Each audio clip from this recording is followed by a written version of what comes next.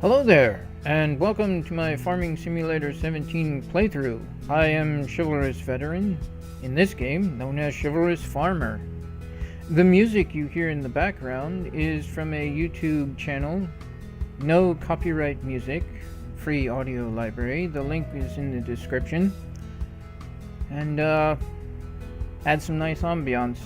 So what I've done is pick out the songs that I'd like to play in the playlist, and then I just simply push play and then tab back into the game, press record on my Fraps recorder, and Fraps does all the rest.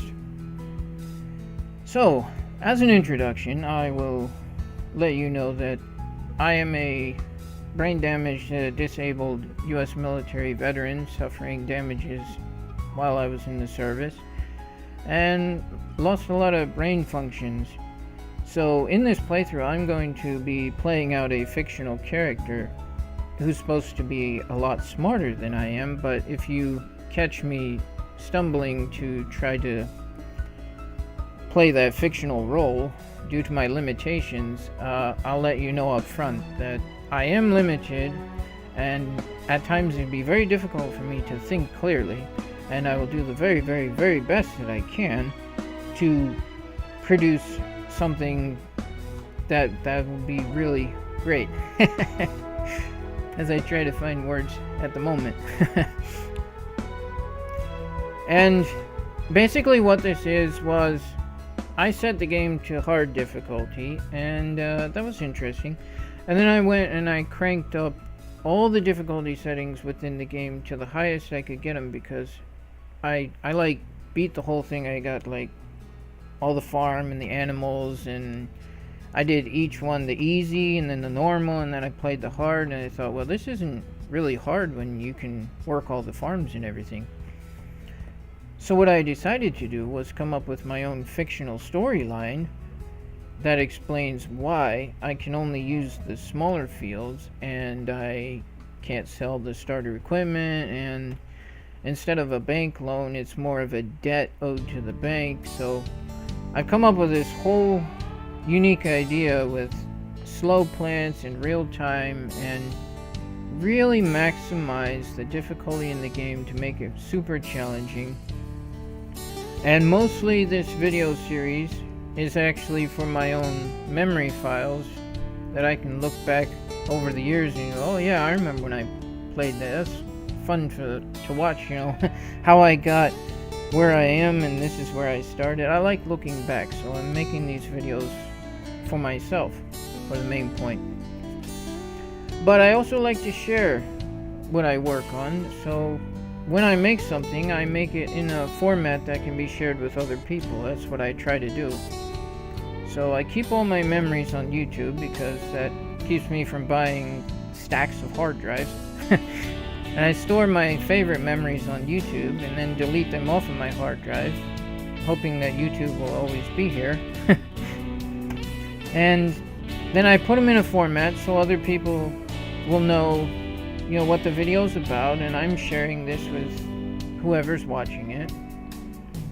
And that's pretty much it right there. So if I could show you my graphics settings, whoops. I already had that set. Show you my graphics settings. Humor in my introduction here. This is what I'm running. It runs nice and smooth while I'm doing my recording. So this is what I'll be running with. And I have I've plugged in the Xbox One controller. Yep. You can tell I already did a practice, so I had everything all set, and then it's all. So these are, what I did was I mapped every single feature in the game that I could possibly use on the Xbox One controller. Because Farming Simulator 17, if you use the LB and the RB buttons, you can program every other button except for the triggers 4 times. Because you can map, let's say for example, you map a control to button A, then you can do LBA, then you can do RBA, and then you can do LB plus RB plus A. So I was going to show you all the features that I mapped onto my controller, in case maybe you might want to use the same features, because this works really, really well for me, and I'd like to share that with you guys. So that's what I'm doing right now.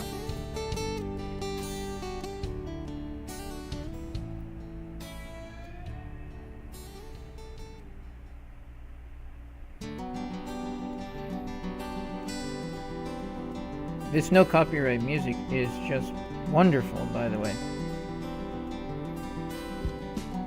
I have lined up a lot of music tracks in different playlists that will go along with the storyline. Oh, almost hit the wrong key. Actually, I need to show you the sensitivity on my controller. And this is the sensitivity that I use. And I started out from childhood in racing, arcade racing, and I also did racing simulators. And a lot of the reason I explain that is going through the corners in a video game, you're using a lot of the throttle key and the brake key, which was then upgraded to trigger buttons. So you're using a lot of trigger when you're going through the corners. And what you learn is how to very precisely, gently change how much you're pulling. So when I'm doing my video playthrough here, I wanted you to understand that I haven't modified anything with the game or the input controls, but what I've done is very patiently, very carefully, just slowly pull back on the control. If you do that, then Farming Simulator will provide you with realistic driving controls, but you have to be patient, because if you're not patient, the vehicles will just shoot, like, unrealistically, just take off on you. So if you're patient and you use these sensitivity settings, it works for me anyway, then it does provide a realistic looking experience, and that's exactly what I do. Also, to make this something that anybody could aspire to, what I've done here is no content available. And for those of you that have mods installed in the game, there's a really, really neat thing that you can do, which I do with many games that have the ability, is two things.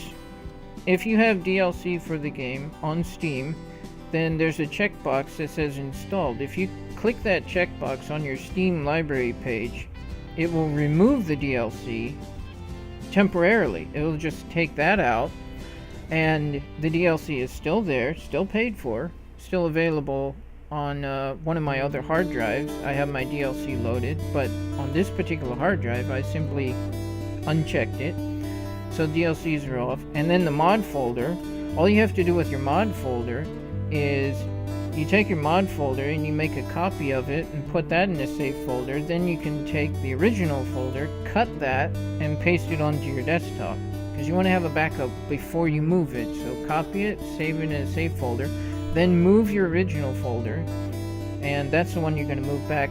So put that on your desktop. Then you create a new folder and you name it mods, and it's completely empty. So now Farming Simulator has no DLC and no mods. In order to do this video playthrough, what I did on top of that was I backed up my save data files, and then I uninstalled the game and I reinstalled the game, so it's completely clean right now. So that's what I've done. And basically, whenever you add a mod to a game, it can unknowingly alter something that you'll never find out until a long time later. Maybe you want to do something, and then all of a sudden you can't do something in the game because a mod has changed some of the game code. So when I do one of my playthroughs, when I start my playthrough, I start with no mods whatsoever, just the base raw game. And then once I get to a point where, you know, you're successful and you got like lots of, you've accomplished all the goals and stuff, and you're like, okay, let's throw some mods in. Because I've got, what I do also is, every time I finish playing the game, I close out the game, what I do is I go to my documents folder, and I copy my Farming Simulator folder, and then I have a folder that says Archived Farming Simulator Play Files, and then I click on that, there's a 01, and then 001, and then so on and so forth. and I paste a copy of my save of the entire folder, actually, because this folder is small enough, depending on how many mods you have. If you have a huge ton of mods, then you want to copy the save game only. But yeah, I'll make a copy and then I'll paste that and I'll keep a backup. So when I get to the point that I want to add some mods to the game, I've already got so many backups of a clean installed game. And yeah, that's basically what I do. I'd like to go ahead and jump in the game now. So here we have my official easy playthrough, and then the official normal playthrough, and then the official hard playthrough. And now I'm going to start something brand new. I'm going to set the game to hard difficulty. And I'm going to go to Goldcrest Valley. And I was thinking of using a green shirt this time.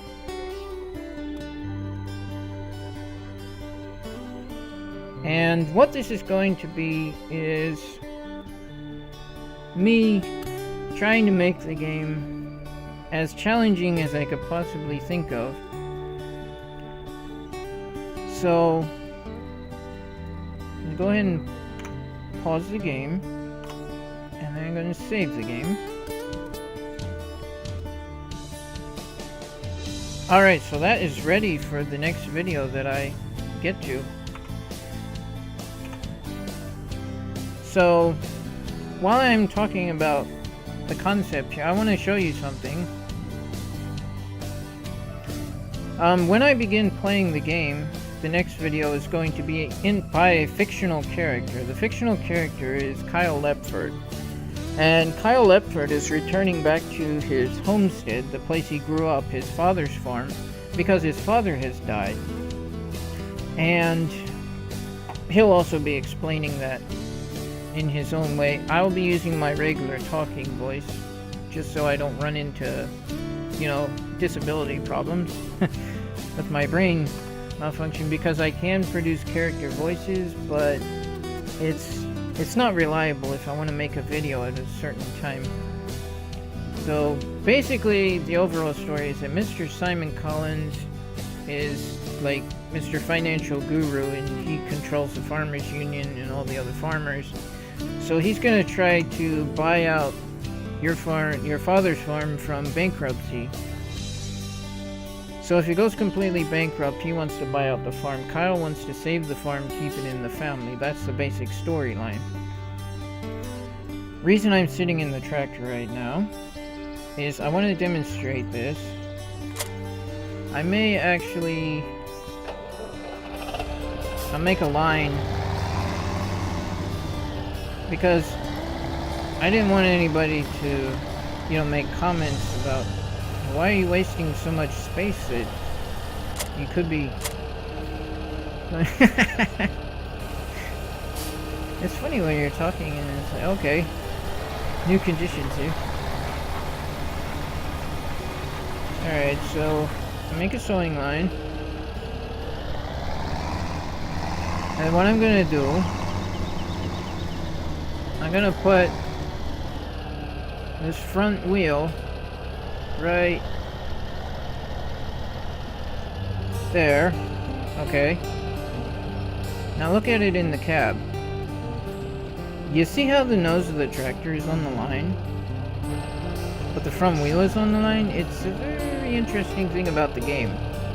So what you want to do if you're going to use the in-cab view is you're going to have to practice with all the equipment in the game. You're going to have to figure out where in the cab view are you on the line.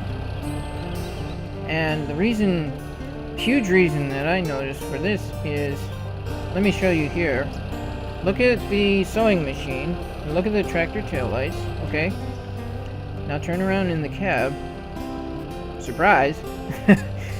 When you are in the cab, that is the width of your sewing machine. That's what it looks like from the cab. So that sewing machine is lined up with the hood of the tractor, not the outside wheel. If you went to use the outside wheel, then you would have that much of a gap. You would be missing a lot of space when you're trying to do your farming. So I wanted to point all that out in the introduction. And I think I'm mostly finished with the introduction now.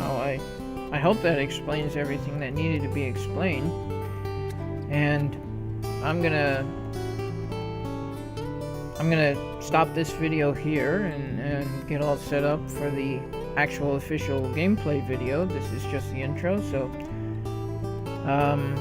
I hope that people enjoy the new playthrough idea that I've come up with. It's interesting. And once I return as the fictional character Kyle Lepford, still using my regular voice. I'm sorry, I thought that would be most convenient for the number of videos that I could make. But yeah, hopefully that'll be alright. But I will be returning as a fictional character. I am a freelance fictional writer in real life, so very used to doing that. And yeah, I think that covers everything. I'm trying to think if I left anything out that was important. I don't think I left anything out, so that should cover everything and give you guys a really good introduction, and hopefully share my creativity and my idea and see whether or not I can beat the hardest concept that I could come up with for Goldcrest Valley.